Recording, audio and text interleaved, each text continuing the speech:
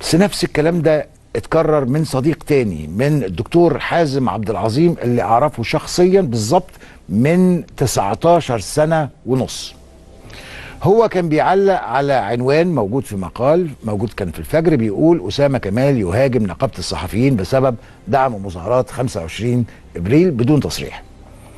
فسأل هل ده في رأيك مظاهرات أمناء الشرطة، ده رأيك في مظاهرات أمناء الشرطة في الشرقية ولا لأ؟ ولو كان ليه ما قلتوش؟ لحد كده كلام عادي وسؤال مشروع جدا. رد عليه طبعا ناس كتير دخلوا، في ناس قالت له ده كذا وده كذا، فواحد رد عليه وقال له خلي بالك لأسامة يحطك في دماغه. دكتور حازم رد قال أسامة كمان لا يجرؤ أن يقول عني نص كلمة وهو عارف ده كويس.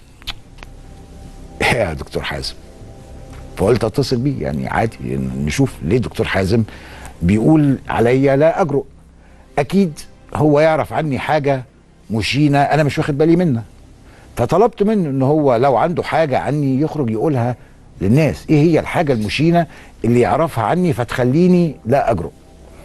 الحقيقه الدكتور حازم رد بطريقته، يعني الدكتور حازم يعني راجل لبق وراجل مهذب جدا، فرد عليا وقال لي لا انا بتكلم على ان الصداقه والمحبه اللي بينا هي اللي ما تخلينيش انا كأسامة اقول عنه حاجه.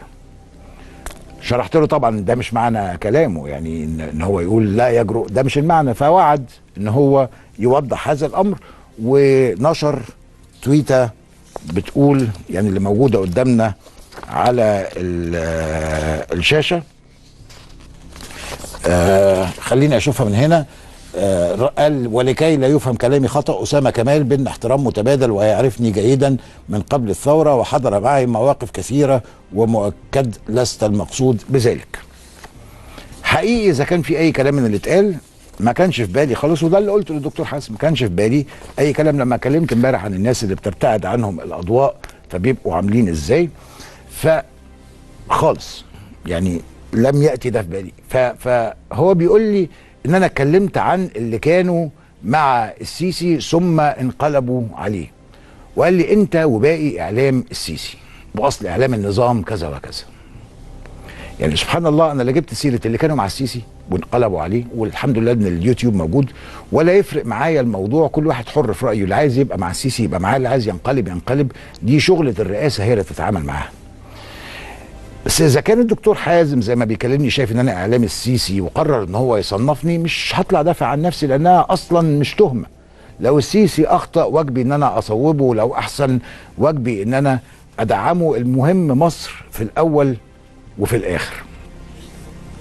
الدكتور حازم بعد كده قرر ان هو يعمل ريتويت للحاجات اللي خارجه من عندنا للمواقف اللي انا قلتها، فقال أسامة كمال، ده كان يعني ريتويت، مصر تتعرض لهجوم عنيف من الكل وعلى رأسهم ولادها المصريين اللي ما بقاش عندهم خط أحمر اسمه مصر، مصر في مرمى نيران الجميع. يا دكتور حازم أنا قلت كده. أسامة كمال، الناس كانوا زعلانين عشان السيسي فضل يفاصل معاهم لآخر لحظة على الفرنساويين. أيوة ده حقيقي.